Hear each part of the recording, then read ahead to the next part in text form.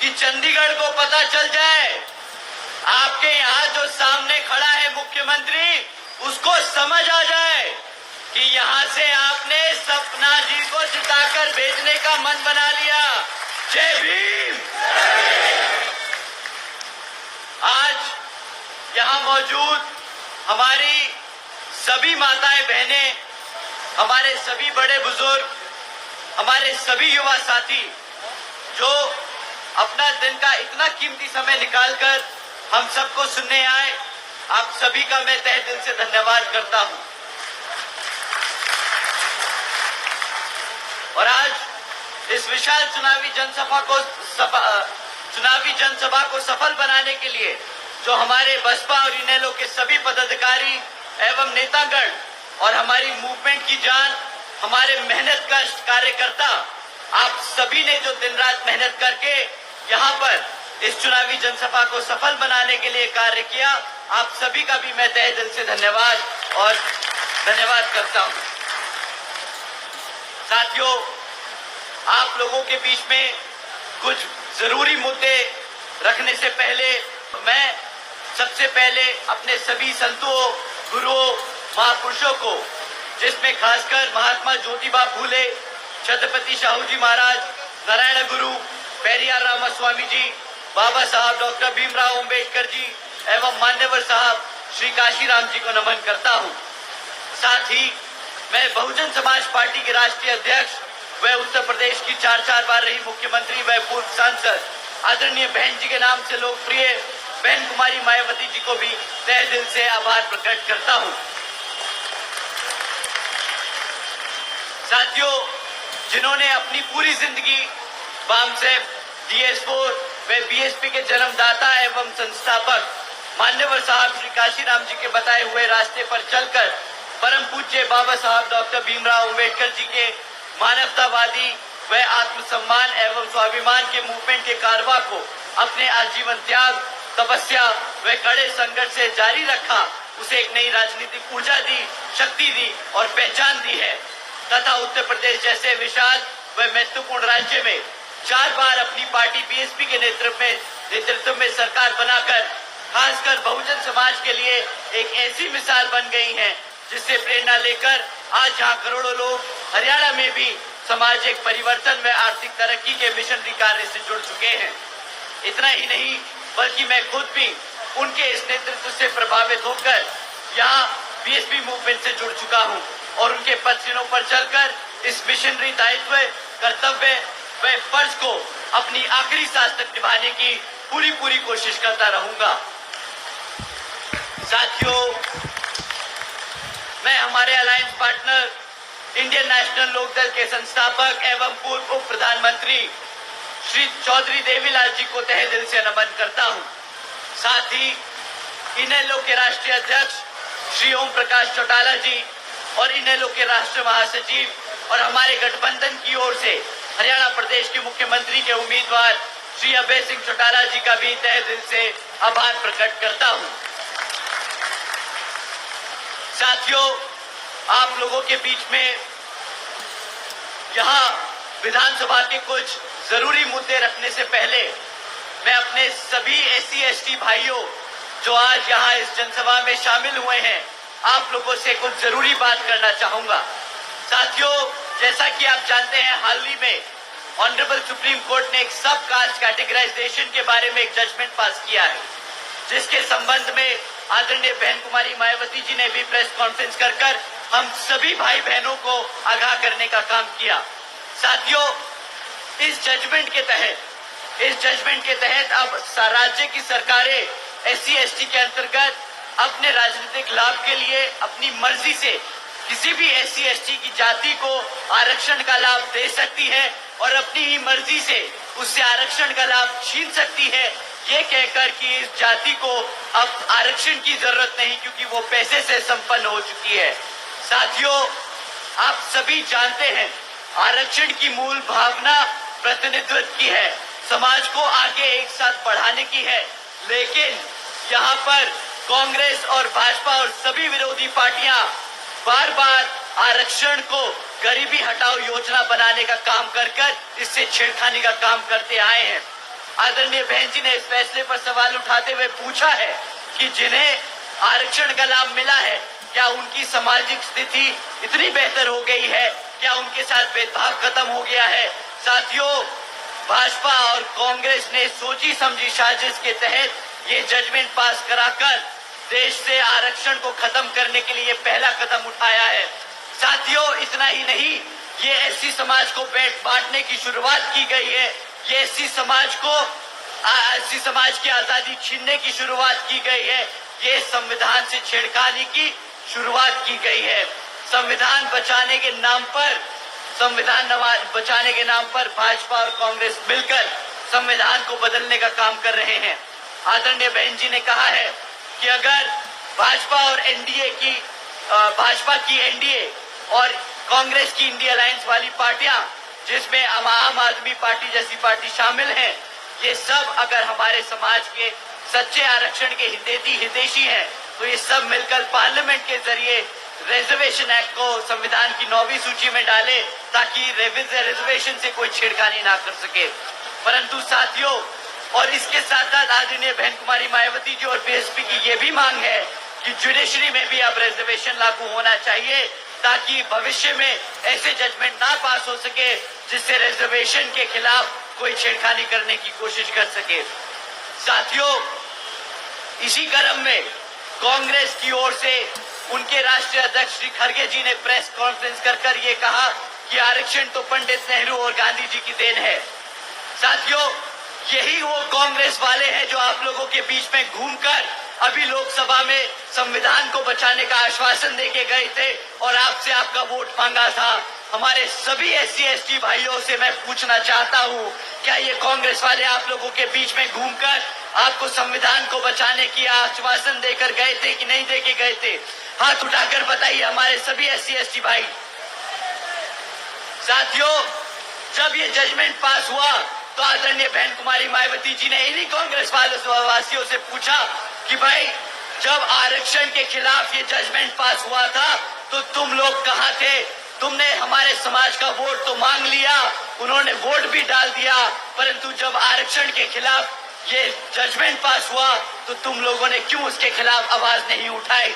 पर राहुल गांधी जी जो आपके बीच में घूमकर आपसे वोट मांग रहे थे, वो तो विदेश छोड़कर या देश छोड़कर विदेश भाग गए और खड़गे जी को आगे कर दिया। और खड़गे जी भी एक कदम आगे बढ़ के बोलते हैं कि ये तो आरक्षण पंडित नेहरू और गांधी जी की देन थी।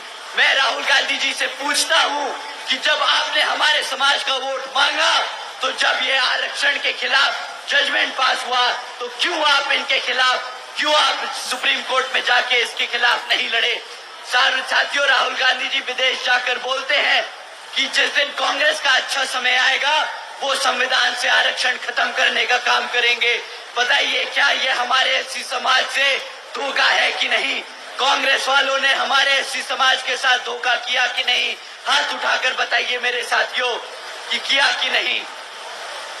साथियों, इतना ही नहीं, इनके खड़गे जी जो पंडित नेहरू और गांधी जी को इसका श्रेय देते हैं, आरक्षण का श्रेय देते हैं, उनसे मैं पूछना चाहूंगा कि भाई, इन जैसे नेताओं को, जिनको बाबा साहब के संघर्ष नहीं दिखते, जिन्होंने संविधान लिखा और संविधान में हमारे एससी एसटी और पिछड़े भाइयों के लिए आरक्षण की व्यवस्था तय करी, अगर ऐसे नेताओं को, कांग्रेस को बाबा साहब का आरक्षण नहीं दिखता, तो आपको क्या लगता है हमारे समाज के लिए ये लोग आपका वोट लेकर पार्लियामेंट में, विधानसभा में हमारे समाज के लिए लड़ने का काम करेंगे कि नहीं?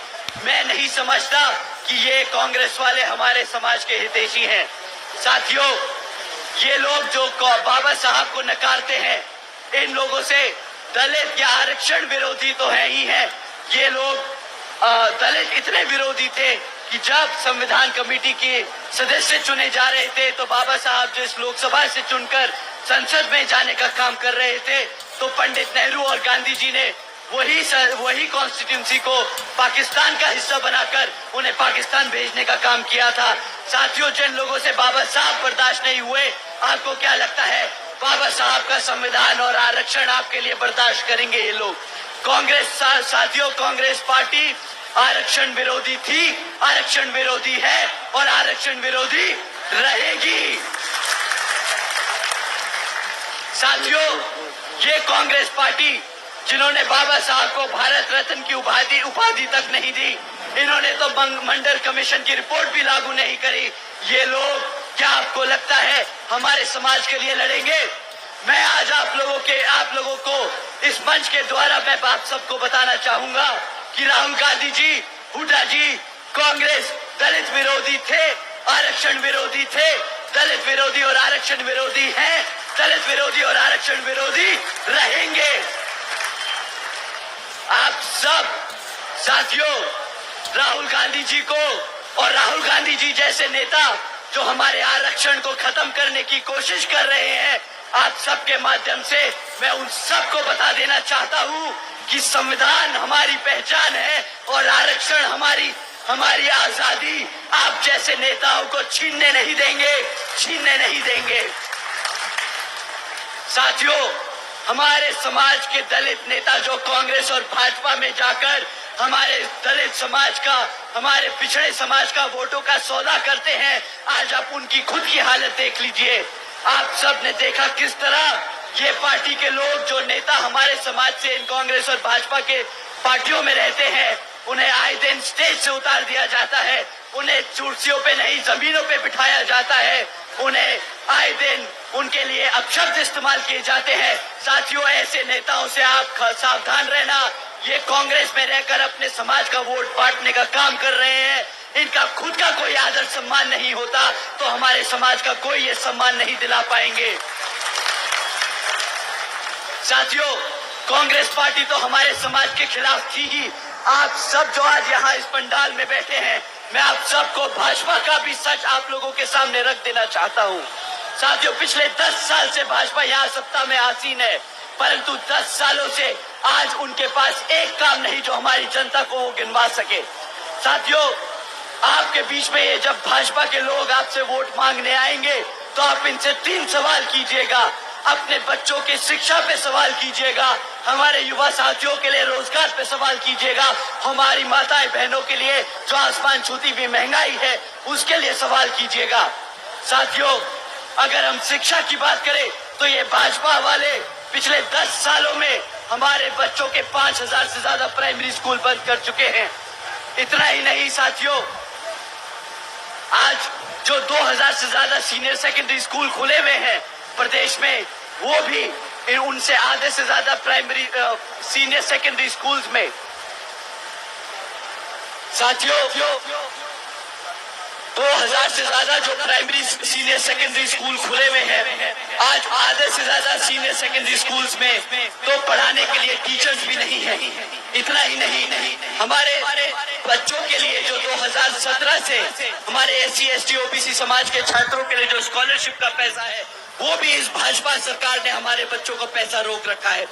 साथियों, एक तरफ हमारे बच्चों की पढ़ने की संख्या बढ़ती जा रही है और दूसरी तरफ ये भाजपा वाले हमारे बच्चों की पढ़ाई का पैसा रोक रहे हैं। हमारे बच्चों के पढ़ाने वाले स्कूलों में शिक्षक नहीं भर्ती कर रहे और हमारे बच्चों के लिए जो खुले हुए स्कूल थे उन्हें बंद करने का काम किया है।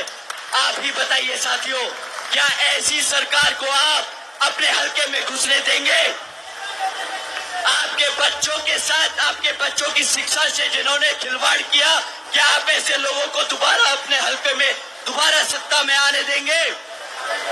साथियों, भाजपा में वही मुख्यमंत्री आपके हलके से लड़ रहा है, उसको मुंह तोड़ जवाब देना है। यहाँ से आप लोग अपनी सपना जी को जिताकर विधानसभा भेजेंगे और अपने बच्चों के लिए एक सुरक्षित भविष्य तय करने का काम करेंगे। साथियों, भाजपा ने सिर्फ एक ही क्षेत्र में तरक्की करी है। जब शिक्षा की बात करते हैं, आए दिन पेपर लीक की खबरें जो हम सुनते आए हैं। साथियों, कोई भी ऐसी सरकारी डिपार्टमेंट नहीं बचा जिसकी भर्ती के परीक्षा के पेपर ना लीक हुए हो। साथियों, हकीकत तो ये है कि भाजपा हो या कांग्रेस, दोनों ही पार्टियां हमारे बच्चों के भविष्य से खिलवाड़ करती आई है। एक सरकार में रहकर हमारे बच्चों को परेशान करती है तो दूसरी विपक्ष में बैठकर हमारे बच्चों के लिए आवाज नहीं उठाती। आप सभी बताइए, क्या ऐसी पार्टियों को आप दोबारा यहाँ पर आने देंगे कि नहीं? साथियों, एक तरफ भाजपा है और दूसरी तरफ कांग्रेस, जो गरीब विरोधी नीतियों पर चलकर हमारे सभी साथियों को हमारे सभी बच्चों को पढ़ने लिखने से दूर रखती है, और दूसरी तरफ आदरणीय बहन कुमारी मायावती जी की नीतियां हैं, जिसके तहत चलकर यूपी में बसपा की सरकार के चलते हुए सावित्रीबाई फूले बालिका आश्रित शिक्षा योजना चलाई गई थी, जिसके तहत 7 लाख से ज्यादा बच्चियों को 12वीं तक की शिक्षा देने के लिए आदरणीय बहन कुमारी मायावती जी ने 600 करोड़ से ज्यादा की लागत हमारी बच्चों के लिए शिक्षा में लगाई थी। इतना ही नहीं, हमारे सभी बच्चों के लिए 6 से 6 engineering colleges, 2 homeopathic colleges, 24 polytechnic colleges, 2 paramedical, 6 universities, 200 से अधिक इंटरवेट डिग्री कॉलेजेस, 100 से अधिक ITI, 700 से 500 से ज्यादा हाई स्कूल और 5,500 से ज्यादा प्राइमरी स्कूल्स बनाने का काम किया था। साथियों, उसी तरह जब आप यहाँ पर अपने गठबंधन की सरकार को सत्ता में लाएंगे तो इतनी बड़ी संख्या में आपके हलके में, आपके प्रदेश में आपके लिए श्री ओम प्रकाश चौटाला जी और यहाँ पर आपकी अपनी सपना आपके हलके में, आपके गांव-गांव में स्कूल खुलवाने का काम करेगी। साथियों, मैं अपने सभी युवा साथियों से दरखास्त करूंगा कि जब भाजपा के लोग आप लोगों के बीच में आए तो आप उनसे जरूर सवाल कीजिएगा कि पिछले 10 साल से हम अपनी पढ़ाई लिखाई कर डिग्रियां लेकर यहाँ पर बेरोजगार घूम रहे हैं। आपको जानकर हैरानी होगी कि यहाँ आज पंडाल में बैठे युवा साथी अकेले नहीं है। हरियाणा का 40% युवा आज की डेट में बेरोजगार घूम रहा है। साथियों, ऐसा नहीं कि ये सरकार आपके बच्चों को रोजगार नहीं दे सकती। मेरे युवा साथी, आप लोगों को जानकर हैरानी होगी कि भाजपा के पास आज 2 लाख से ज्यादा सरकारी पद खाली पड़े हैं। इतना ही नहीं, आज 10 साल बाद 2000 से ज्यादा जो सरकारी कॉलेजेस में जो हमारे लेक्चरर्स थे वो पिछले 10 साल से परमानेंट होने की मांग कर रहे हैं। साथियों, 2 लाख से ज्यादा सरकारी पद जो खाली पड़े हैं, ऐसा नहीं कि ये भाजपा अगर चाहे तो हमारे बच्चों को रोजगार देने के लिए वो सरकारी पद नहीं भर सकती, परंतु इनकी नीयत नहीं है कि ये सरकारी पद वो भर सके। क्योंकि साथियों, जो 2 लाख सरकारी पद हैं, अगर इन्होंने हमारे सभी समाज के बच्चों को वो पद भरकर दे दिए, उन्हें रोजगार दे दिया, तो उसके तहत इन लोगों को वो आरक्षण के तहत उन सरकारी पद को भरना पड़ेगा। परंतु ये लोग वो 2 लाख सरकारी पद नहीं भरते। ये लोग कौशल विकास निगम जैसी योजनाएं चलाते हैं और हमारे पक्की नौकरियों को कच्ची नौकरी करने का काम करते हैं, ताकि हमारे बच्चों को इन्हें परमानेंट न करना पड़े, हमारे बच्चों को इन्हें आरक्षण के तहत वो रोजगार न देना पड़े।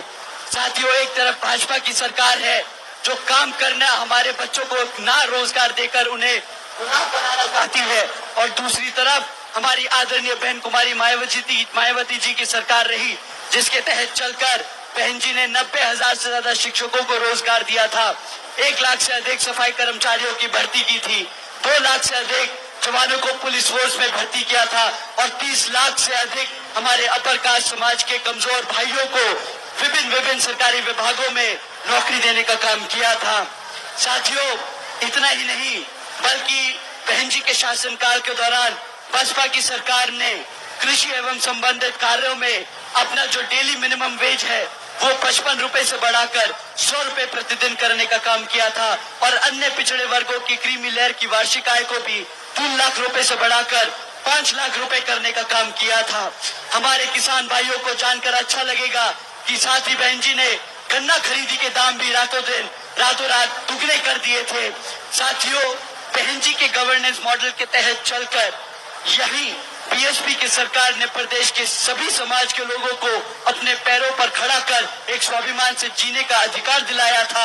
और अब साथियों, अगर हम यहाँ हमारी महिलाओं के बारे में बात करें, जो यहाँ पर सरकार आप लोगों को महंगाई के नाम पर टरकाती आई है, आज कहती है हम गैस सिलेंडर सस्ता कर देंगे, हम यहाँ पर आप लोगों को मुफ्त में राशन दे देंगे।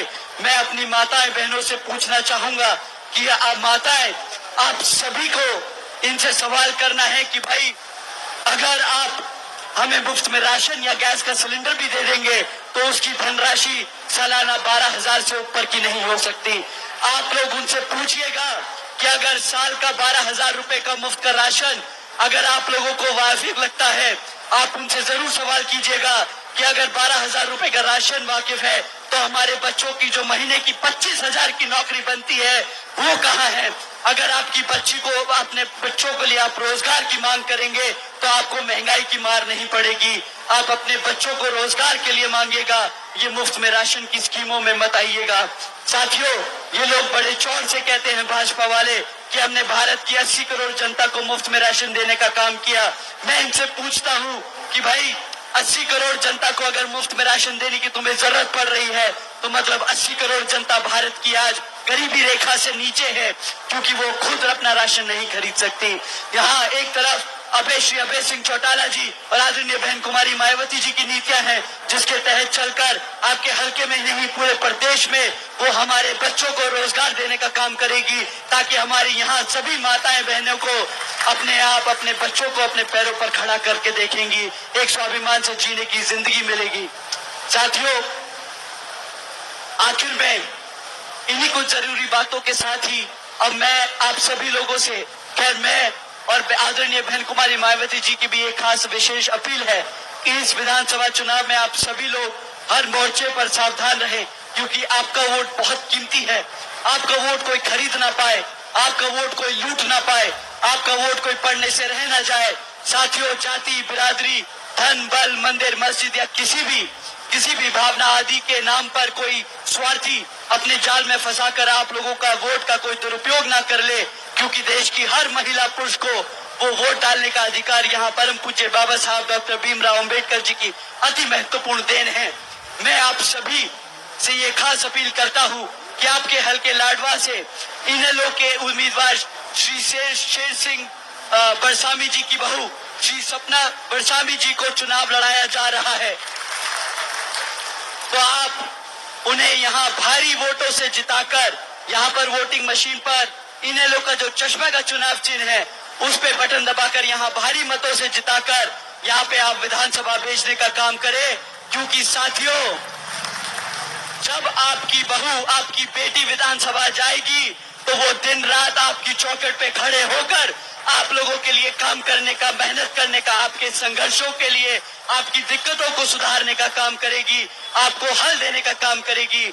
साथियों, अब समय बहुत कम बचा है, 5 अक्टूबर को वोटिंग है, तो हम सभी युवा साथियों से दरखास्त करेंगे, हम अपने सभी बड़े बुजुर्गों से उनका आशीर्वाद मांगते हुए कहेंगे, अपने युवा साथियों को कमर कसने का समय आ गया है भाइयों, सत्ता छीनने का समय आ गया है, आपको अपने हल्के में शासक बनने का समय आ गया है। आप सभी 5 तारीख को चश्मे के सामने वाला बटन दबाकर यहाँ सपना जी को जिताने का काम करें। जय भीम, जय भारत।